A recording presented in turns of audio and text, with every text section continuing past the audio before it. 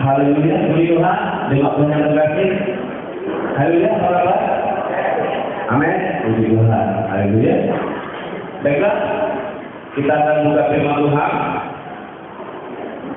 dari surat Yakobus pasal 1 ayat 1 sampai dengan 8. Yakobus pasal 1 ayat 1 sampai dengan 8. Saya akan bacakan. Sudah ketemu amin? Jadi kita ada agak error. Jadi saya akan bacakan saja. Nanti kalau saya kasih, silakan menyimak. Surat Yakobus pasal 1 ayat 1 sampai dengan 8. Salam dari Yakobus hamba Allah dan Tuhan Yesus Kristus kepada semua saudara-saudaraku di Prastawa. Iman dan hikmat, saudara-saudaraku, anggaplah sebagai satu kebahagiaan apabila kamu jatuh ke dalam berbagai-bagai pencobaan.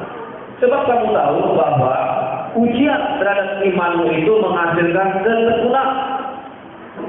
Dan biarkanlah ketekunan itu memperoleh buah yang matang, supaya kamu menjadi sempurna dan utuh dan tak kekurangan sesuatu apapun.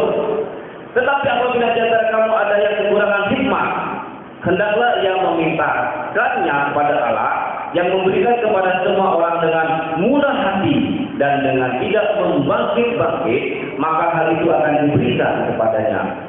Hendaklah ia memintanya dalam iman dan sama sekali jangan bimbang, sebab orang yang bimbang sama dengan gelombang laut yang diombang-ambingkan kian kemari oleh angin. Orang yang demikian janganlah mengira bahwa ia akan menerima sesuatu dari Tuhan.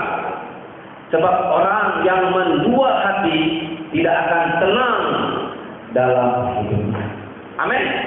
Saya berdoa tidak ada saudara-saudara tempat ini yang mendua hati. Amin. Satu hati. Haleluya. Untuk Tuhan Yesus Kristus. Jangan pernah menduakan hati. Oke? Karena konsekuensinya kita akan tidak tenang dalam hidup kita. Beribadah juga tidak tenang. Karena di luar sana masih dipikir suatu hal yang melekat dengan hati kita. Amin. Jadi kalau kita satu hati sama Tuhan Yesus, kita pagi ibadah tenang-tenang. Kita betah, kita tenang. Karena hati kita hanya tertuju kepada Yesus. Amin. Haleluya. Jadi sudah kita kasih, pagi ini saya akan sampaikan firman tentang iman. Bahwa iman-iman atau iman kita semua ini, orang percaya, itu akan mengalami ujian, akan mengalami tes, akan mengalami satu proses pemurnian. Siapapun kita di tempat ini. Jadi pagi ini saya akan sampaikan agar kita mengerti bahwa untuk memiliki iman yang dewasa, kita harus melewati ujian-ujian. Ya. Kalau kita mau naik dari level 1, level 2, level 3, dan level 4, itu tidak otomatis instan. Harus melewati tahapan ujian-ujian. Tidak ada satu orang pun yang Allah tidak uji di tempat ini, dimanapun. Tidak ada satu orang pun yang Allah tidak uji, tidak dites. Baik pendeta, penginjil, majelis, aktivis, jemaat, semuanya dites, semuanya diuji tanpa kecuali. Baik yang cantik maupun yang jelek. Dapat bilang yang cantik banyak godaan, yang jelek tidak banyak godaan. Salah. Yang cantik juga diuji, dites sama Allah. Sombong nggak? Matrek nggak? Yang jelek juga diuji. Bersyukur nggak? Berterima kasih nggak untuk wajah yang rupawan yang sudah berikan? Baik yang baru jadi orang Kristen, saudaraku, maupun yang sudah lama diuji. Mungkin 10 tahun yang lalu dibaptis, atau yang baru beberapa bulan kemarin dibaptis, diuji. Tidak ada pengecualian, tidak ada eksklusif untuk hal ujian iman. Baik orang kaya maupun miskin, sama. Orang kaya yang diuji apa, saudaraku? Orang kaya yang diuji apakah dia mau membuka tangannya untuk orang miskin. Itu ujian bagi orang kaya. Mau nggak buka tangannya untuk orang miskin? Allah uji seperti itu. Bagi yang miskin diuji juga. Apa ujiannya? Apakah dia mau menerima kesusahan, penderitaan yang dialami dengan tidak bersungut-sungut dan tetap tidak berdosa walaupun miskin dan tetap tidak hancur? Itu sudah. Kaya miskin diuji juga. Yang penting tidak berdosa, itu poinnya. Jika orang kaya suka beramal untuk orang miskin, dia pasti lulus ujian, saudaraku, dan akan menikmati kekayaannya dengan tenang dan mendapat penghargaan dari Allah dalam kekekalan. Pasti. Jika dia yang miskin, tidak berontak dan bersungut-sungut, dia juga akan mendapatkan upaya besar di surga dari Tuhan. Jadi setiap orang di dunia ini ada dalam keadaan ujian. Siapapun saudara tempat ini ada dalam keadaan ujian, lagi dites oleh Allah. Kalau menang, janji Tuhan mendapatkan mahkota di surga. Tapi kalau kalah, kabar buruk, saudara akan mendapatkan hukuman di neraka. Jadi ketahuilah saudara yang kasih bahwa Allah membentuk iman kita menjadi dewasa dan matang itu melalui ujian-ujian iman. Ya, seperti dalam ayat 3 yang sudah kita baca tadi pada pasal 1, sebab kamu tahu ujian terhadap imanmu itu menghasilkan ketekunan. Kata ujian pada ayat 3 ini ya, dari kata Yunani itu dokimos. Dokimos. Yaitu istilah dari metalurgi, istilah untuk logam. Yaitu bagaimana proses besi itu dipanaskan. Bagaimana proses logam ya dipanaskan dengan api yang sangat panas sampai temperatur yang paling tinggi untuk memurnikan besi itu. Ini besi ini asli nggak? Ini logam itu asli nggak? Ya, kira-kira seperti itu. Jadi dalam kehidupan ini di Bangka ini sudah pun saya mau katakan tidak hanya ada smelter ya untuk memurnikan timah. Tuhan juga kasih smelter bagi iman kita. Ya. Timah-timah yang kotor ini di smelter sama Tuhan, dimurnikan. Ya, proses. Gak enak sudah panas. Jadi sudah tidak sih. Istilah ujian di sini pada ayat 3, sebab kamu tahu ujian terhadap imanmu itu adalah tujuannya untuk menguatkan, saudara. Katakannya tujuannya untuk menguatkan, untuk memurnikan, untuk menunjukkan iman saudara itu untuk membuktikan asli atau palsu, bukan untuk menghancurkan. Ya, kata ujian pada ayat 3 ini tujuannya positif, bukan untuk menghancurkan kita sebagai pengikut Yesus, tapi justru menunjukkan asli atau tidak kita sebagai pengikut Tuhan. Iman di sini saya mau katakan memiliki arti satu kepercayaan pribadi kepada Allah dalam Kristus Yesus. Ya, bukan iman dalam arti kita meragukan penebusan Yesus, bukan itu. Iman di sini iman pergumulan. Iman kita bergumul sehari-hari sebagai orang Kristen, ya. Masih tak kuat iman kita menghadapi tekanan hidup ini. Nah, itu ya. Bukan kita meragukan Yesus itu penebus dosa, bukan. Pemahaman iman di sini iman pergumulan, iman yang berjuang, iman yang terus diuji, diproses melalui masalah pagi siang sore malam yang kita hadapi, saudara yang kasih.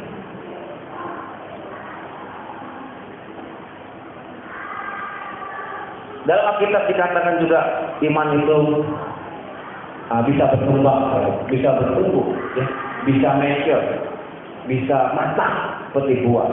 Iman juga bisa kita ibaratkan seperti otot. Otot, kalau otot itu direntangkan ya, kalau kita sering ikut fitness, ditarik atau kita sering angkat karung berat, yang kerja ngangkut karung berat, pasti ototnya besar, kelihatan ya, yang biasa kerja keras, karena ototnya sering digerakkan, dia akan mengembang dan mengencang. Kalau otot itu uji dengan mengangkat dengan beban yang berat, maka otot itu akan mengembang. Jadi puji Tuhan, semakin berat ujian yang saudara alami, kemungkinan besar otot iman Anda akan semakin kencang. Amin. Jadi mari kita berpikir positif seperti itu dengan masalah yang kita hadapi. Justru semakin besar masalah kita, potensinya untuk mengembangkan otot iman kita itu semakin besar. Ya, tentunya ya sesuai ya, tidak langsung suruh diangkat 10 ton. Misalnya, ya mungkin masih awal ya, masih baru. Langsung suruh ngangkut berat. Sebelum toknya tumbang berat KO. Tuhan tahu kapasitas kita. Amin. Tuhan tahu kemampuan kita mengangkut berat ini berapa kilo. Tuhan tidak akan kasih berat yang 1 ton. Kalau Tuhan tahu saudara mungkin mampunya angkat 5 kilo, nggak akan dikasih 1 ton. Mampus berarti. Dikasih yang ini, kamu mampunya 5 kilo, angkat. Jangan berdosa, angkat. Itu sudah dikasih seperti itu. Begitu juga iman percaya kita kepada Allah tetap ya akan diuji kalau mau mengembang. Duduk-duduk saja di gereja, saudaraku. Duduk-duduk manis di gereja tiap minggu. Itu tidak mengembangkan otot iman kita. Enggak, persentasenya cuma berapa? Duduk-duduk manis seperti ini di gereja, mendengarkan khotbah, duduk-duduk manis, nyium sama Pak Pendeta. Nah, itu. Cuma sedikit persentase. Justru di luar sana, dalam pergumulan kita cari di situlah. Ya. Otot kita bergerak, otot iman kita bergerak. Kalau cuma duduk-duduk di gereja, saudaraku. Bisa sakit gula, saudaraku. Gula iman maksudnya, gula rohani. Ya. Kita di lapangan kita diuji. Saudara sebagai pengusaha diuji bagaimana menghadapi uang. Diuji iman. Menghadapi uang gimana? Bagaimana mengatur keuangan, mengelola usaha sesuai dengan kehendak Tuhan atau tidak?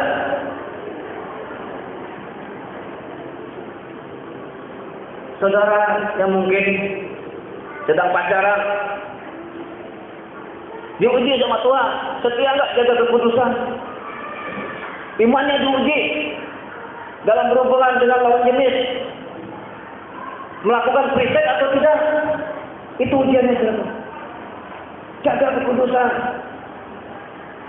Tidak ada Alkitab melarang pacaran, saudara. Tapi tidak ada kata pacaran dalam Alkitab, nggak ada. Sama aja tunangan. Artinya jangan main-main kalau kita memutuskan suka sama orang. Itu akan jadi istrimu. Gitu, saudara. Nggak boleh coba-coba.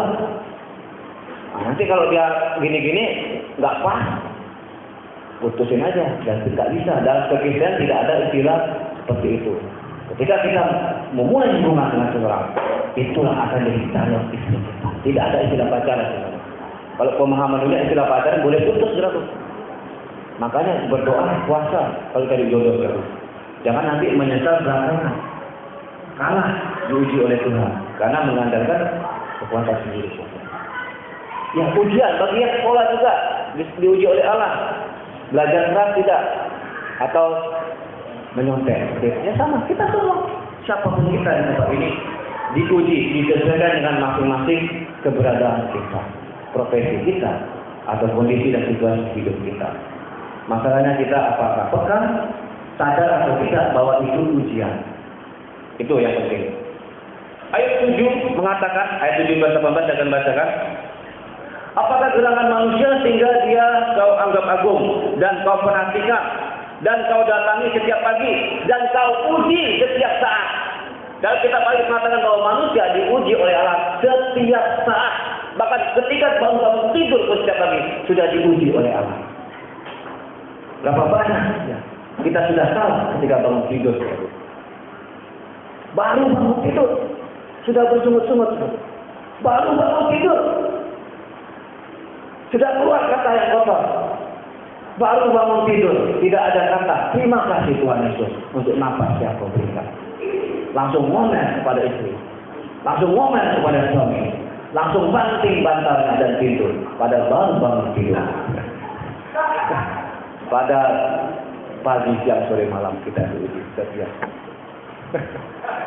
Berapa banyak yang kita gagal waktu bangun tidur. Amin. Haleluya, saudara. Jadi Allah menguji manusia setiap saat, ya. Setiap detik, menit, detik, saat. Tidak sekedar ikut seminar wanita bijak, 2-3 hari. Udah dianggap sudah dewasa imannya. Atau ikut sejati, atau ikut nanti dulu program kami sinode. Tidak, saudara. Iman tidak dibentuk dalam 2-3 hari. Itu cuma dipermak katanya. Ibarat mesin cuma dipermak, bang. Poles-polesan dalamnya itu nanti, saudara. Tuhan yang bekerja di dalam hati, di dalam seumur hidup kita. sehari-hari. Itu yang nyata, yang real. Ya. Tidak cukup seminar 2-3 hari. Jadi saudara yang terkasih, mari pagi ini kita menyadari setiap hari kita sedang diuji. Sadari itu, setiap hari kita sedang diuji. Bahkan ketika kita bangun tidur di pagi hari sudah diuji oleh Tuhan. Saudara kasih, seorang pendeta mengatakan, Rick Warren mengatakan gini, saudara. Hidup adalah ujian dan tugas sementara dan adalah kepercayaan dari Tuhan. Siapa bilang hidup enjoy? Siapa bilang hidup senang-senang? Orang bijak mengatakan hidup adalah ujian. Bahkan dikatakan tugas sementara. Bahkan dikatakan kepercayaan dari Tuhan. Jangan sia-siakan hidupmu untuk hal-hal yang tidak punya makna kekekalan. Itu poinnya. Amin. Karena hidup adalah ujian. Kalau orangnya sedang ujian, pasti konsentrasi tidak tinggi, saudara. Ya kan? Kalau perlu peringatan, tegak. Waktu ujian nasional atau di sekolah, fokus konsentrasi tidak tinggi. Karena kalau dia ngantuk, lengah, salah jawab, saudara. Dia akan mengingat apa yang sudah dipelajari dari gurunya. Dia tidak akan mengantuk. Walaupun ngantuk, dia tidak akan mengantuk. Matanya juga akan dipaksa dibuka. Begitu juga kita dalam hidup ini. Kalau kita menyadari hidup adalah ujian, kita akan berjaga-jaga. Amin. Kita akan konsentrasi tingkat tinggi. Ketika soal diberikan oleh Allah kepada kita, kita tidak salah jawab. Kita tidak salah contek. Kita tidak salah isi. Karena kita tahu ini ujian. Dikasih 1 juta, jangan langsung suka, saudara. Masuk kantor. Pikirkan dulu, ini ujian atau anugerah? Ini berkat atau apa? Gitu, saudara. Dikasih 1 miliar, pikirkan dulu.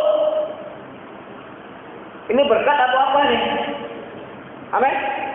Ini berat 1 miliar, nggak main-main. Mau diapain uang ini 1 miliar? Mau dimakan sendiri? Atau diapain? Pikirkan dulu. Uang 1 miliar mau diapain? Gitu, saudara. Jangan salah contoh, jangan salah isi. Ya kan? Gitu, saudara. Begitu juga kalau kita tidak dapat apa-apa dalam usaha, rugi misalnya, itu juga ujian. Apa maksud Tuhan ini? Kok aku hari ini rugi? Kok aku hari ini tekor? Biaya produksi pun nggak ketutup. Ya kan? Biaya produksi saja tidak ketutup, saudara. Tekor. Apa maksud Tuhan? Renungkan, konsentrasi. Apa maksud Tuhan? Biar aku mengucap syukur senantiasa. Amin. Biar aku tidak mengandalkan kekuatanku. Biar aku lebih lagi berdoa, tidak menganggap aku lebih pintar dalam usaha dan pekerjaan. Amin. Jadi mari memiliki sikap hati seperti itu. Jangan langsung cepat. Wah, dapat berkat banyak. Wah, tenang, lupa. Pada itu ujian. Tidak dapat apa-apa enggak, bersungut-sungut sedih. Berontak sama Tuhan. Pada itu ujian juga. Untung ujian, rugi ujian. Ya kan? Benar kan? Untung ujian, rugi juga ujian, sama. Yang dicari Tuhan apa? Kita tidak berdosa kalau untung. Kita tidak berdosa kalau rugi. Itu yang penting yang Tuhan cari. Haleluya. Itu Tuhan, saudara. Jadi saudara kasih, mari kita ketahui apa saja ujian-ujian iman yang pasti kita akan hadapi dalam kehidupan sehari-hari. Apa saja ujian-ujian iman yang pasti kita akan hadapi? Saya katakan pasti, saudara. Minggu ini atau setelah ini, pasti akan diuji. Cuman sadar atau tidak, saudara. Pertama, saudara, iman kita diuji itu melalui masalah. Iman kita diuji melalui masalah, kesulitan, problem, stres, tekanan, pencobaan dan situasi-situasi yang sulit. Ayat 2 dan 3 mengatakan seperti saudaraku. Saudara-saudaraku, anggaplah sebagai suatu kebahagiaan apabila kamu jatuh ke dalam berbagai-bagai pencobaan. Sebab kamu tahu, ini ujian terhadap imanmu itu menghasilkan ketekunan. Jadi ujian terhadap imanmu itu menghasilkan ketekunan. Dikatakan, anggaplah sebagai suatu kebahagiaan apabila kamu jatuh ke dalam berbagai-bagai pencobaan. Jatuh ke dalam berbagai-bagai pencobaan. Apa maksudnya, saudara? Jatuh. Ada nggak orang yang sengaja jatuh, saudara? Ada, kalau dia memang bebal, sengaja menjatuhkan diri. Tapi kalau secara sadar, tidak ada satu orang pun yang mau menjatuhkan dirinya ke dalam kolam dari apartemen. Tidak ada. Tidak ada. Kecuali dia ada masalah sesuatu yang berat atau ada yang kelainan. Di sini katakan, jatuh ke dalam berbagai-bagai pencobaan, ya, memiliki arti bahwa suatu keadaan terperosok ke dalam situasi yang terpuruk, jatuh tanpa bisa dihindari. Seperti penumpang pesawat Sukhoi. Itu. Karena error, mungkin karena faktor alam atau kesalahan manusia, jatuh pesawatnya. Penumpang di belakang pasrah mati, saudara. Pasrah habis. Mau ngapain? Nggak bisa ngapa-ngapain. Nah, itu, saudara. Berapa yang berdoa waktu Sukhoi dijatuh? Tidak tahu, saudara. Beberapa orang manggil mamanya, tidak tahu, manggil pacarnya, ya. Cantik katanya, pacarnya dipanggil, saudara. Mama, selamat tinggal, bukan selamat tinggal, tolong mama, kan belum sampai ke data kan. Mama, ada yang nangis. Saya tidak tahu sama orang Kristen berapa, saudara. Yang manggil Tuhan Yesus ada nggak?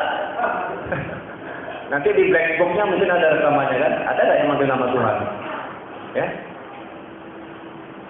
Atau inna ilahi wa inna ilahi raji'un. Jauh jatuh. Jadi ya, nah itu tidak ada orang satu pun mau jatuh di dalam pencobaan. Begitu juga dalam keadaan kita sehari-hari. Jangan lengah, saudara saat ini tenang, lagi nyaman, semuanya ada oke. Tahu-tahu jatuh dalam satu situasi. Jangan kaget. Ini maksudnya. Jangan satu kebahagiaan. Ketika saudara satu hari diagnosa ke dokter, positif kanker misalnya. Ya sama. Dia diagnosa oleh dokter kolesterol tinggi. Tensinya sekian. Kaget. Wah.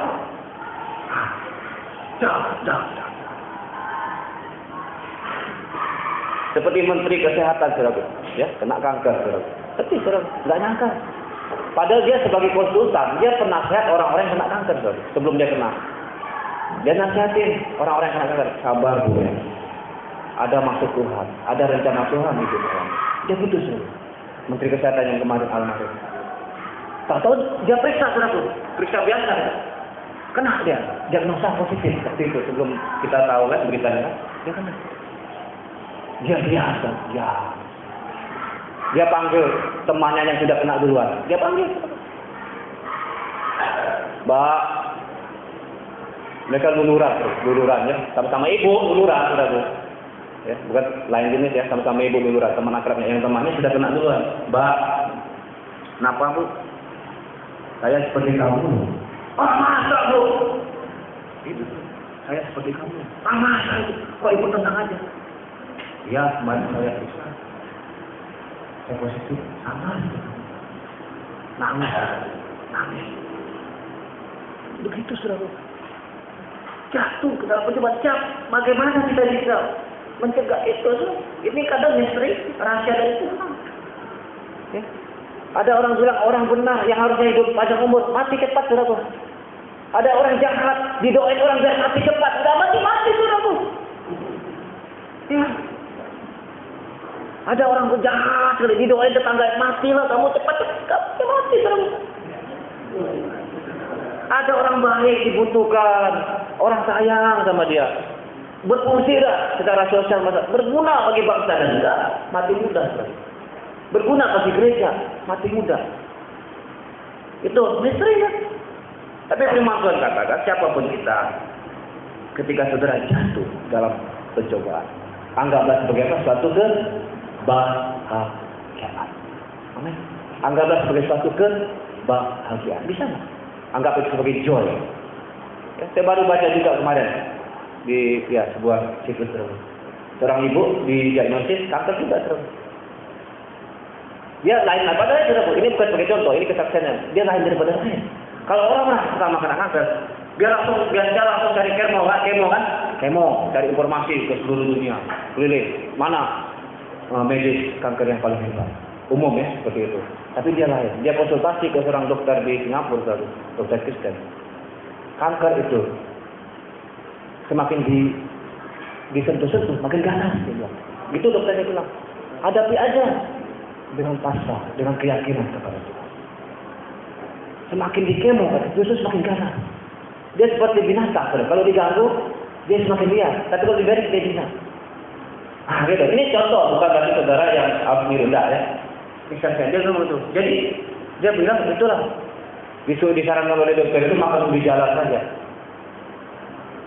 Dia tidak mempedulikan kankernya. Dia menjalani aktivitas sehari-hari dan dia masih panjang. Jadi memang berdasarkan data, semakin orang stres kalau kena penyakit, makin cepat selalu. Karena pikiran konsentrasinya sudah semakin nggak fokus, daya tahan tubuhnya semakin berkurang. Tapi kalau dia pasrah kepada Tuhan, dia yakinkan kepada Tuhan, dia serahkan masalahnya kepada Tuhan. Amin. Sehingga kekebalan tubuhnya semakin meningkat. Masuk akal kan? Masuk akal kan?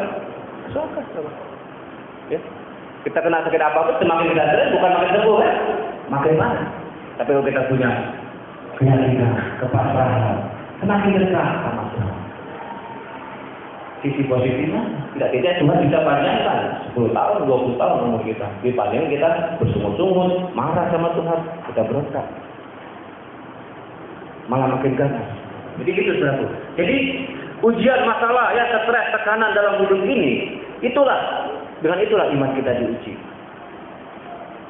Mengapa kita harus dikatakan harus berbahagia, saudara kasih? Karena dengan ujian iman itu justru menjadi kita tahan banting.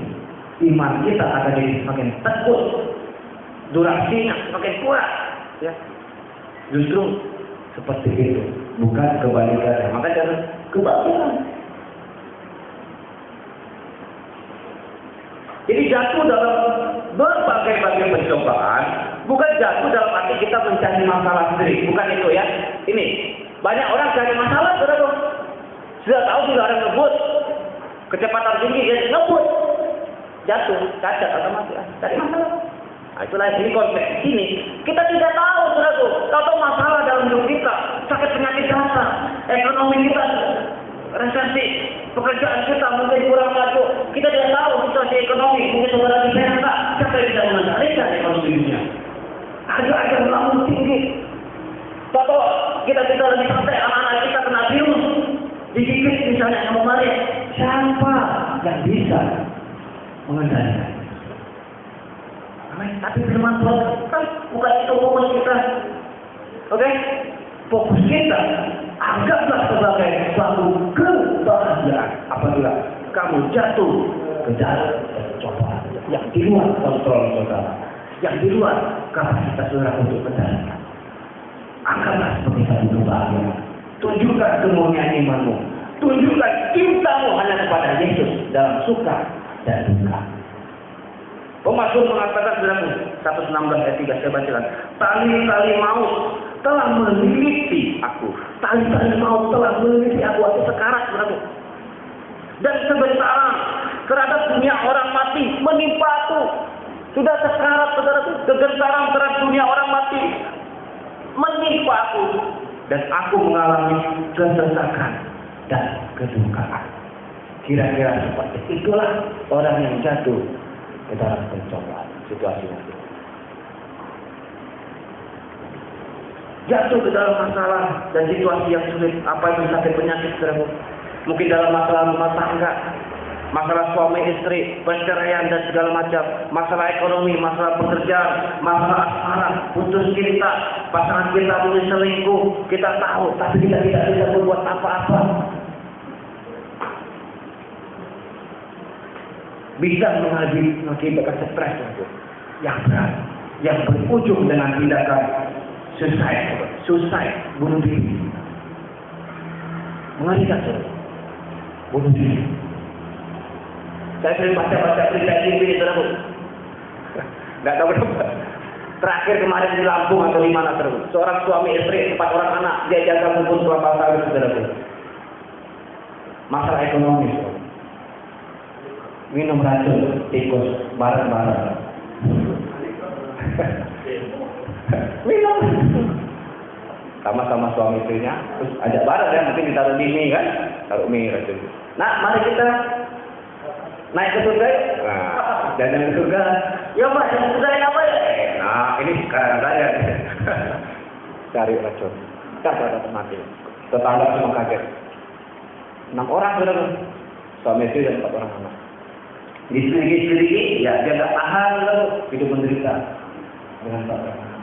dengan gaji sebagai penjaga kelapa sawit. Banyak sudah, jangan segera pikir dunia ini aman-aman. Banyak yang seperti itu sekarang. Ya, jangan berpikir Indonesia ini banyak yang kaya, yang miskin banyak sudah. Ya, yang gantung diri, ya, karena masalah ekonomi ada. Saya tidak katakan banyak karena saya sebelum TV, tapi saya baca terus. Apa? Dalam berapa bulan saya baca, masalah apa dia? Begitu. Ekonomi. Tinggal suami juga ada. Putus pacar juga ada, saudara. Nah, itu umum, ya. Dari sononya banyak ya. Bahkan lagu-lagu cinta banyak yang menyarankan bunuh diri kalau diputus pacar. Apalah hidupku, mati saja aku. Kau pergi tinggalkanku, buat mati saja. Hati-hati, mudah-mudi. Kalau tinggal, jangan dengar lagu-lagunya itu, nanti saudara bisa ikut-ikutan. Diputus pacar dengan lagu itu nangis. Menaruh lagu ungu tuh, lagu siapa tuh? Suruh bunuh diri, mati. Membuktikan cinta itu sejati loh. Kalau nggak mati nggak sejati cinta. Korban Romeo dan Juliet. Itu korban Romeo dan Juliet. Banyak pasangan korban Romeo dan Juliet untuk membuktikan kemuliaannya bunuh diri. Padahal masuk neraka tuh. Kalau murni cinta sejati, jangan bunuh diri. Hadapi hidup ini, hadapi tantangan, hadapi kesalahan yang mungkin sudah dibuat, ya kan? Terima semua, hadapi. Jangan bunuh diri, itu buat sejati, penakut sudah. Jadi bunuh diri, ya dalam 1 tahun, saudara, menurut catatan statistik, ya dalam 1 tahun di seluruh dunia ini saja ada sekitar 1 juta orang bunuh diri. Ini kan masalah stres, tekanan hidup, situasi kondisi yang sulit tidak tahan. 1 tahun, 1 juta. Dalam setiap 40 detik ada 1 orang tewas karena bunuh diri. 40 detik 1 orang tewas karena bunuh diri. Jadi kalau saudara rajin baca berita, ya, yang berita online, dalam 1 minggu kalau saudara baca pasti ada.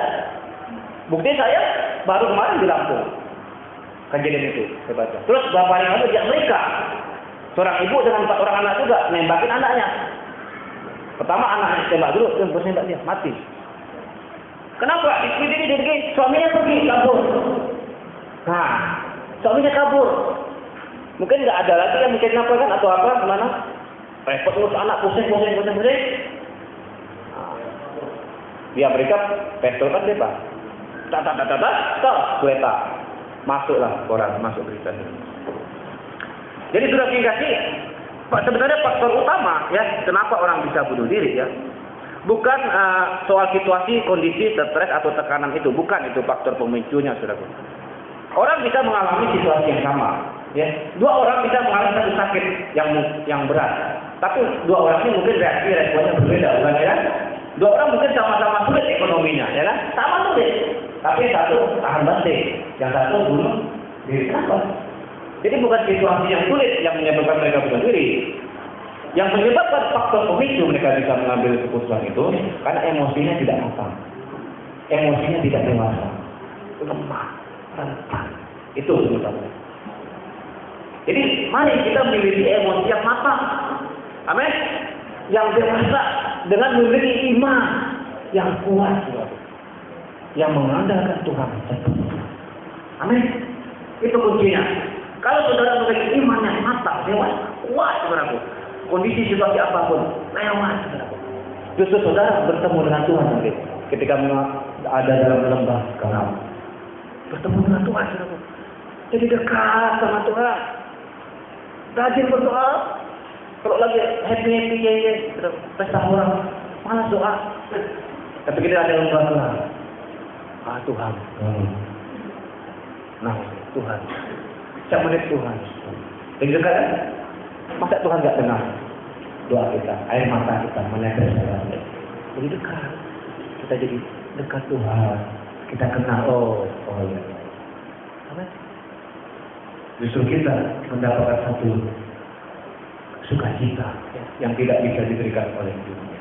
Dekat dengan Tuhan. Jadi sudah dikasih, mari sadari iman kita diuji melalui masalah, kesulitan, stres atau tekanan. Bagaimana respon kita? Anggaplah itu apa sebagai suatu kebahagiaan. Joy, amin. Anggaplah itu sebagai suatu kebahagiaan. Memang tidak gampang, saudaraku. Mungkin cuma teori. Saudara yang mengalami tahu, saya tahu, tulis berapa. Biar saya masih tak tersenyum ketika ada satu masalah dalam hidup saudara. Memang sulit, saudaraku. Tapi firman Tuhan katakan, anggaplah itu satu kebahagiaan. Sebab tujuan ujian iman itu biar kamu matang, biar kamu dewasa. Haleluya. Biar kamu matang, biar kamu dewasa. Tuhan tidak jahat sama kita. Tuhan mengasihi kita. Tuhan mau kita bertumbuh dalam situasi apapun juga. Ya. Yesaya 48 ayat 10 mengatakan, aku dikatakan saudaraku, sesungguhnya aku telah memurnikan engkau, namun bukan seperti perak, tetapi aku telah menguji engkau dalam dapur kesengsaraan. Menguji engkau dalam dapur kesengsaraan. Jadi kata menguji, kalau kita mau harfiahkan, membakar engkau, membakar sampai panas, sampai meleleh di dalam dapur kesengsaraan. Dapur kesengsaraan. Kalau saudara pernah jalan-jalan ke pabrik kemplang, kalau mau merasakan panas api kayu, dekat-dekat itu terus. Panas, kayak gitulah. Biar kemplang semantap kan? Dipanasin itu, sampai baru bisa dimakan enak. Nah, ini juga kita. Kita dibakar dalam dapur kesengsaraan, bukan dapur kenikmatan. Ya, lebih baik berada di rumah duka daripada di rumah pesta pora. Kami firman Tuhan, lebih baik di rumah duka. Lebih dewasa kita daripada di rumah pesta pora. 1 Petrus 1:6-7 mengatakan, bergembira akan hal itu. Bergembiralah akan hal itu. Sekalipun sekarang ini kamu seketika harus berduka cita oleh berbagai-bagai pencobaan. Maksud semuanya itu ialah untuk membuktikan kemurnian imanmu yang jauh lebih tinggi nilainya daripada emas yang fana, yang diuji kemurniannya dengan api penderitaan, sehingga kamu memperoleh puji-pujian dan kemuliaan dan kehormatan, amin, pada hari Yesus Kristus menyatakan dirinya. Jadi ingat, masih ada kekekalan. Penderitaan saudara, itu poinnya, amin. Ketika Yesus datang menyatakan dirinya, wah, saudara dipuji karena tahan, tidak berdosa berbuat sekaligus dalam susah. Amin. Masih ada berapa tahun dah kita dunia ini selama 20, 30, 40. Enggak masalah, masih ada masih ada hidup yang kekal bersama Tuhan selama-lamanya, di mana di sana tidak ada air mata. Amin. Di sana tidak ada susah dan duka. Yang ada pujian penyembahan kepada Tuhan, sukacita. Haleluya. Mari miliki pandangan jauh sana. Pandangan jauh ke sana. Masih ada Tuhan Yesus akan menyatakan dirinya bagi siapapun yang tahan bangkit ketika menghadapi situasi yang sulit. Jangan pernah berontak, amin. Jangan pernah bersungut-sungut. Jangan pernah ngungkit-ngungkit semua, amin. Bersyukur dan terima kasih. Dekat kepada Tuhan, amin. Dekat kepada Tuhan dalam situasi kondisi yang sesulit apapun. Jadi sudah aplikasi, apakah saudara tadi sedang kepanasan dengan masalah? Sedang kepanasan? Kalau Tuhan saat ini disuruh bertobat, mari bertobat, amin. Bertobat, minta ampun dosa dan mohon anugerahnya dan belas kasihannya. Ingat, seberapa apapun masalahmu tidak penting. Yang penting adalah hasilnya nanti dari ujian imanmu. Hasilnya nanti, saudaraku. Kalau engkau tetap setia, mau berubah, mau diubahkan oleh Tuhan, tetap tenang dan tetap bersyukur kepada Tuhan, maka engkau akan memperoleh buah yang matang, saudaraku. Dewasa dan memperoleh puji-pujian dan kemuliaan dan kehormatan pada hari Yesus Kristus menyatakan dirinya. Yang kedua, saudaraku, iman diuji melalui perintah-perintah Tuhan. Allah biasanya meminta kita untuk melakukan hal-hal yang sulit, yang sepertinya tidak mungkin. Begitu banyak ya perintah di dalam Alkitab bagi kita orang percaya. Kalau kita amati, saudaraku, ada beberapa perintah yang dari Tuhan sepertinya tidak nyaman. Nah, itu ciri dari perintah dari Tuhan. Kadang-kadang nggak nyaman, saudaraku. Daging kita menolak kalau diperintah oleh Tuhan. Kadang juga nggak masuk akal, ya, nggak masuk akal kita. Dan kita pakai alasan, kita pakai rasio kita untuk menentang perintah Tuhan. Bahkan ada beberapa perintah Allah yang benar-benar nggak mungkin secara manusia. Perintah-perintah Tuhan itu saudaraku ada untuk menguji iman kita. Ukurannya semakin kita taat saudaraku melakukan perintah-perintah Tuhan, maka semakin iman kita bertumbuh dewasa. Semakin kita berontak, maka iman kita semakin menurun. Beberapa perintah Tuhan saudaraku sepertinya sederhana, ya sederhana saudaraku. Sepertinya gampang, tapi sulit. Misalnya apa saudaraku? Kasihilah musuhmu. Gampang sulit saudaraku.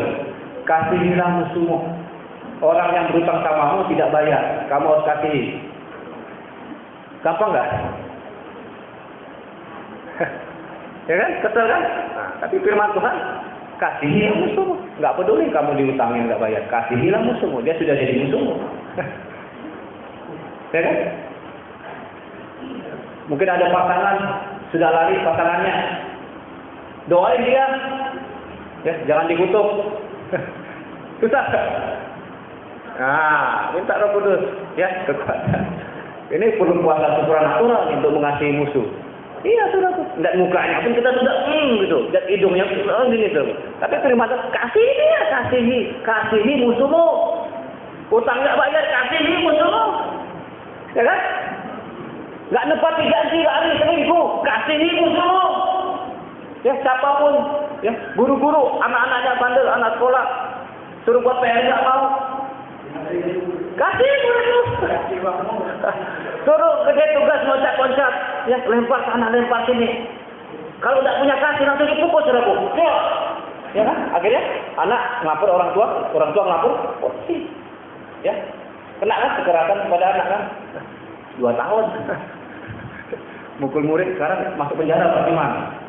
Dulu enggak. Kalau ngelapor. Jadi anak-anak sekarang loncat kursi, loncat meja, semakin berani terus. Iya. Habis kalau udah tahu ham hadapi manusia, kita pukul dia. Kita kan kadang nggak sengaja kan gila, bisa aja bengkak kan. Zaman dulu kan banyak pakai rotan. Wah, kan. Dulu kan belum ada ham. Sekarang pukul aja, merah sini saudaraku. Dia tahu hukum, dia lapor bapaknya tahu hukum, lapor polisi. Ini dipisum merah. Nah, tangkap saudaraku. Padahal maksud guru itu ya mendidik kan. Jadi kasihilah musuh kita. Orang yang mungkin tidak sesuai dengan harapan kita, menjengkelkan kita. Kasihi, amin. Kasihi saudara, kasihi seperti Yesus mati bagi kita, menebus dosa kita sekalipun kita orang berdosa, sekalipun kita musuhnya Allah. Dia mau mati bagi kita, saudara. Apalagi hendaklah kamu saling mengaku dosa. Banyak kan orang gengsi ngaku dosa. Kalau di mimbar maunya suci, saudara. Malu ngaku dosa. Nah, hati-hati, saudara. Ngaku dosa. Ngaku dosa saja, amin. Dosa bohong, dosa iri, dosa dengki, semua aku di hadapan Tuhan. Ngaku dosa. Mengaku dosa apapun itu, ya. Karena hakikatnya semua orang telah berbuat dosa dan telah hilang kemuliaan Allah. Kalau biasanya orang yang gampang mengaku dosa, sensitif dengan dosa, itu paling takut melakukan dosa. Biasanya gitu. Tapi orang yang jarang mengaku dosa, justru itu yang gampang melakukan dosa. Karena bagi dia itu bukan satu hal yang masalah. Orang yang sering mengaku dosa bahkan sulit melakukan dosa. Karena dia tahu darah Yesus mahal untuk menyucikan dosa. Mengaku dosa, terus tetaplah berdoa ini, ya. Kadang kita malas berdoa. Pada perintah Tuhan sederhana, tetaplah berdoa. Tidak peduli situasi kondisi saudara, tetaplah berdoa. Amin. Firman Tuhan katakan, siapa bilang doa nggak penting, serang. Banyak ayat-ayat yang kita suruh kita berdoa. Itu menunjukkan ketergantungan kita kepada Tuhan. Gereja kita mau dipakai Tuhan, harus gereja yang juga berdoa. Jangan harap gereja kita maju bertumbuh banyak dia. Kalau malas berdoa, jangan harap. Jangan harap saudara. Kita mungkin segini-gini aja ukuran kita. Kalau jemaat malas berdoa, ya segini-gini lah saudara. Nggak naik-naik sudah tuh. 80 ya, 70, 100, nggak bisa 500, 600, 700, mau 1000 saudara. Kalau doa kita cuma segitu kapasitasnya tuh. Saya bukan menjelekkan, saya mencintai kerja itu. Saya mengatakan ini berat saudara. Di mana-mana kerja bertumbuh saudara. Oke, baik secara kuantitas, oke, maupun secara kualitas. Jam doanya padat saudara. Jam doanya padat, semuanya suka berdoa. Ingin gerejanya maju, ingin injil kita, ingin semuanya pokoknya maju gerejanya, suka berdoa semua. Amin. Mau lihat gereja itu sehat, bukan waktu ramai-ramai di rumah makan-makan sudah tuh. Lihat waktu jam doanya berapa orang datang di situ, kita lihat kesehatan gereja. Bukan di sebuah rumah yang ada makan-makan ramai penuh, oh di gerejanya sehat. Tidak. Jam doanya yang datang berapa? Saya juga malas berdoa. Ya karena itu saudaraku. Tapi saya mau, ya saya terus bangun iman saya terus sendiri. Bangun terus, ya. Kasih motivasi, kasih semangat. Mungkin teman-teman yang lebih, ya mantap, kuatkan saya saudaraku. Doa, saudaraku. Amin. Perintah Tuhan, tetaplah berdoa. Kalau gereja kita mau maju saudaraku, bertumbuh secara kuantitas dan kualitas, tingkatkan doa. Amin. Tingkatkan doa. Sudah aplikasi berikutnya saudaraku, banyak perintah-perintah Tuhan saudaraku. Seperti Nabi Nuh yang taat, ya karena iman, maka Nuh dengan petunjuk Allah tentang sesuatu yang belum kelihatan, dengan taat mempersiapkan bahtera untuk menyelamatkan keluarganya. Bahtera, ya nggak ada hujan, nggak ada apa, suruh buat bahtera, nggak ada laut, nggak ada sungai, buat bahtera, nggak masuk akal Tuhan. Tapi Nuh taat, amin, taat. Seperti nggak masuk akal suruh buat bahtera di padang pasir, ya nggak ada air. Tapi Nuh taat bangun bahtera, dan saatnya tiba air datang, dia sudah siap. Dan diselamatkanlah satu generasi saudaraku. Abraham juga itu saudaraku. Perintah kepada Abraham sepertinya nggak mungkin, ya. Karena iman Abraham taat ketika ia dipanggil untuk berangkat ke negeri yang akan diterimanya menjadi milik pusakanya. Ia berangkat dengan tidak mengetahui tempat yang ia tuju. Nggak tahu kemana Tuhan. Pergi tinggalin rumah orang tua Abraham. Pergi saja. Ya pergi dia. Apalagi perintah Tuhan kepada Abraham, anak satu-satunya, amin. Ishak suruh dikorbankan. Abraham taat sampai titik dia mau potong leher anaknya kalau Ishak. Tuhan datang ganti. Sampai segitu aja perintah Tuhan belum kepada nabi-nabinya. Jadi satu, iman diuji melalui perintah-perintah Tuhan. Semakin banyak kita taati perintah Tuhan, kemungkinan besar iman kita akan semakin matang, semakin dewasa, dan semakin bertumbuh. Mengapa? Ya banyak nabi-nabi itu melakukan segera perintah Tuhan, tidak ditunda-tunda, karena mereka percaya kepada Tuhan total. Tidak ada istilah setengah-setengah. Kalau Tuhan yang suruh lakukan saja itu paradigmanya. Kalau Tuhan suruh just do it, itu lakukan saja. Kalau Tuhan suruh lakukan saja, just do it. Itulah iman saudaraku. Itulah ujian iman. Itulah mentaati perintah Tuhan. Ujian iman. Masalahnya, apakah kita peka mana suara Tuhan? Nah itu, mana suara manusia? Itu saudaraku. Kalau Tuhan tidak suruh meloncat dari jurang, jangan ya. Loncat dari jurang. Pak yuk, atau yuk, Yohanes, loncat dari jurang, loncat. Mati, suara tadi. Suara itu rupanya. Aduh, ya. Jadi perlu kepekaan ya. Suara Tuhan atau tidak ketika kita diberitakan apapun juga. Kalau suara Tuhan asli suara Tuhan, just do it, dijamin aman. Amin, jamin aman. Baik di bumi maupun di surga. Yang terakhir saudara, iman kita diuji melalui uang, saudara. Tahukah saudara, uang adalah satu dari ujian-ujian iman yang terbesar dalam hidup ini. Ya, uang adalah salah satu ujian yang terbesar dalam hidup ini. Berapa banyak orang jatuh karena uang? Berapa banyak ya? pegawai negeri misalnya yang di kantor sana, ya. Waktu dia mulia, bagus, ya, masih idealis, saudara. Diajarin hitung uang, diajarin selisih, akuntansi segala macam. Jujur, ketika dia masuk ke birokrat, dapat tugas, dapat jabatan, udah tidak uang negara, nggak tahan melihat uang miliaran, ya kan? Akhirnya masuk berapa orang kan? Nah, yang terakhir ada satu lagi, kok saudara mengikuti. Semua orang punya risiko jatuh dalam dosa ketika menghadapi uang. Tidak ada orang yang kebal dengan godaan uang. Saya katakan itu. Termasuk saya, saudara. Kecenderungan orang matanya gampang hijau, saudara, kalau lihat uang. Termasuk saya. Makanya sadari uang ini yang saudara pegang, ini apa ya? Nah, ini berkat atau ujian mau diapain uang ini, saudara? Jangan sampai jatuh nih. Ada juga, saudara. Kadang nggak pernah pegang uang banyak, kaget, saudara. Kaget, saudara. Banyak uang, bingung. Nah, akhirnya beli apa-apa macam-macam, nggak perlu, saudara. Udah ada nyesel. Aduh, barang rusak yang gue beli, aduh. Habis uang. Uang Tuhan, aku belanjain saja, nggak nikmat gitu kan? Mereka uang banyak, kaget, saudara. Nggak pernah mereka uang banyak, kasih uang banyak, kaget. Udah, ambur-ambur kan. Entah apa dibeli, saudara.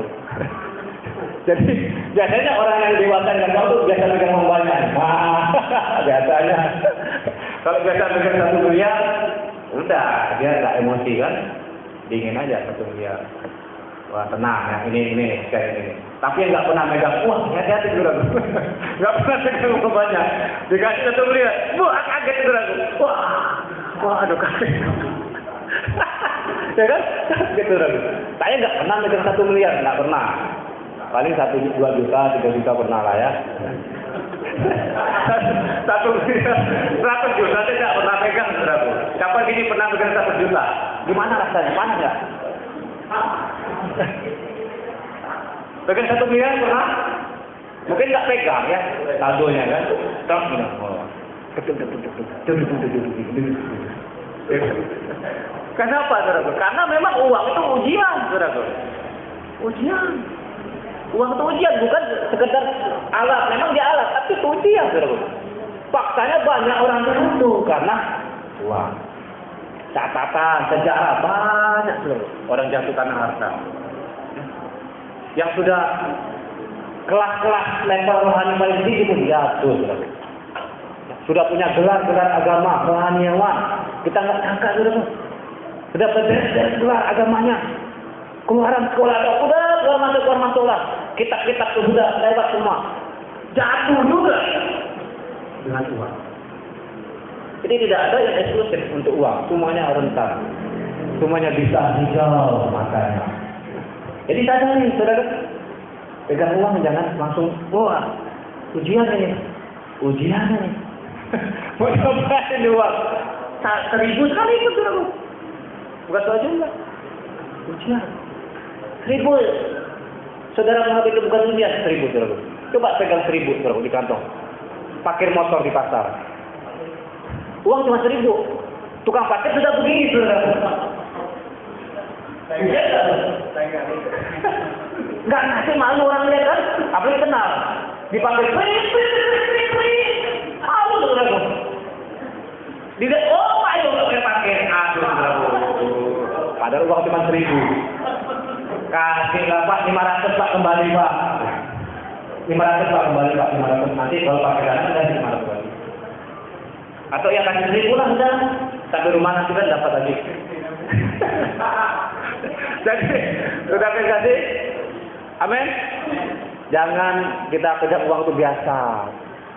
Ujian, lihat dolar, ujian, lihat nomor itu ujian. Jangan gelang. Amin. Saya katakan tadi, untung juga ujian, rugi juga ujian. Yang kita berdosa kalau untung, yang kita berdosa kalau rugi. Sama. Karena uang itu salah satu ujian yang paling berat, paling besar. Bagi siapapun kita coba tanpa kecuali. Yesus juga mengajarkan saudaraku. Jikalau kamu tidak setia dalam hal mamon yang tidak jujur, siapakah yang akan mempercayakan kepadamu harta masa yang sesungguhnya?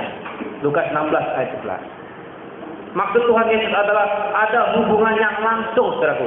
Dari apa? Bagaimana saya mengurus uang? Hubungan dengan kedewasaan rohani. Ini mungkin saudara perlu tahu. Ada hubungan uang dengan kedewasaan rohani. Seseorang bisa dewasa rohaninya kalau kita lihat sepintas catatan laporan keuangan. Itu saja. Dalam satu bulan laporan keuangannya, berapa persen untuk hal-hal yang sifatnya rohani? Berapa persen yang sifatnya kedagingan, yang dia tidak butuh? Dia poya-poyakan. Itu saja, lihat persentasenya. Dia sudah punya banyak Pak, dia sudah punya informasi. Tapi untuk hal yang sifatnya rohani, 1% misalnya. Receh-recehnya juga dihitung dulu untuk pekerjaan Tuhan. Tapi yang sifatnya dia sudah banyak, dia ada yang pamer, yang kelihatannya 50% dari total pendapatan dia mau. Apakah itu dewasa rohani dulu? Tidak tahu. Nampak melihat kedewasaan rohani terus. Lihat laporan keuangan. Lihat saja. Persentasenya berapa? Ya untuk hal-hal yang poya-poya, yang memang dia tidak butuh. Hanya untuk prestise, untuk gengsi, untuk kelihatan hebat.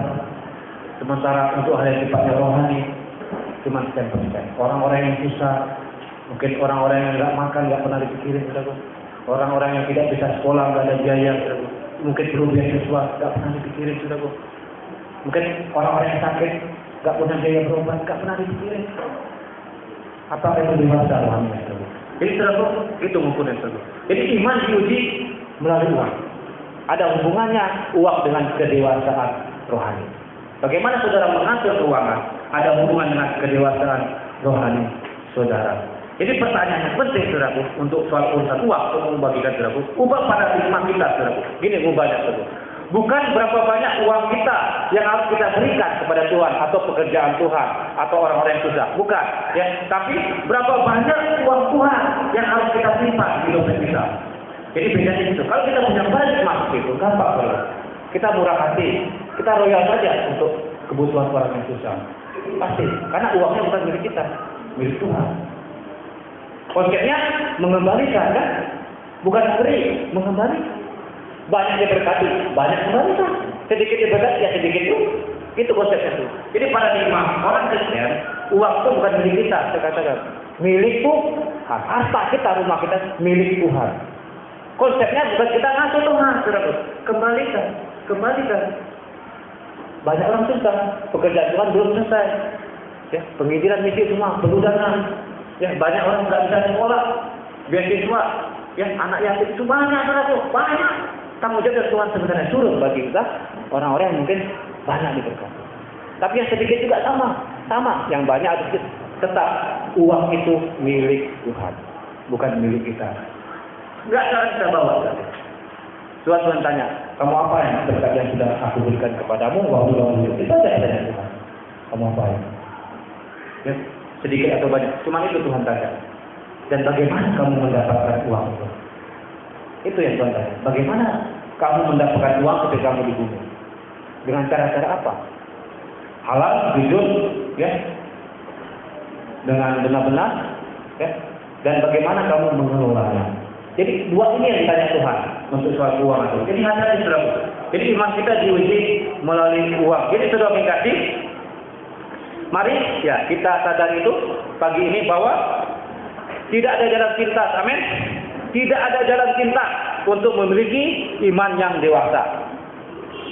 Tetap harus melalui ujian-ujian iman. Siapapun kita di tempat ini. Pertama, ujian yang pertama yaitu kita diuji melalui masalah, kesulitan, stres, tekanan, ekonomi, rumah tangga, sosial, semua masalah ekonomi semua.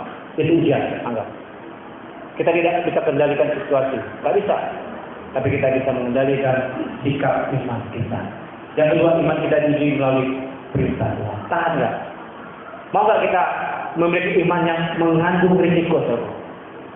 Misalnya hari Minggu kita memang harus ibadah, mungkin penghasilan kita berkurang. Kalau kita ibadah, mau nggak kita mengambil risiko itu tersebut? Penghasilan berkurang, tapi ada ibadah. Nah itu tersebut. Ujiannya seperti itu. Padahal sebenarnya tidak berkurang, bobot rohani saudara makin tinggi saudara, ya kan? Ini makin tinggi di depan Tuhan. Bobotnya naik, ototnya naik. Ya, Tidak semua bisa diukur dengan materi, nggak bisa bro. Tidak semua diukur dengan untung rugi secara materi, bisa. Rohani kita juga harus diukur, bro. Ukurnya seperti itu. Mau nggak kita? Ya sekalipun nggak dapat apalah kita minggu ibadah, ya. Kita nggak cari uang. Amin.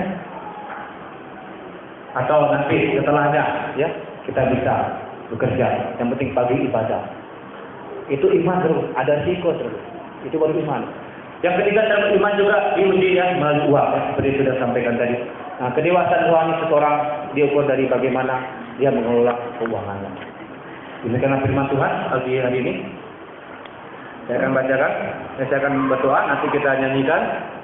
Dan Tuhan pasti sanggup. Haleluya Tuhan.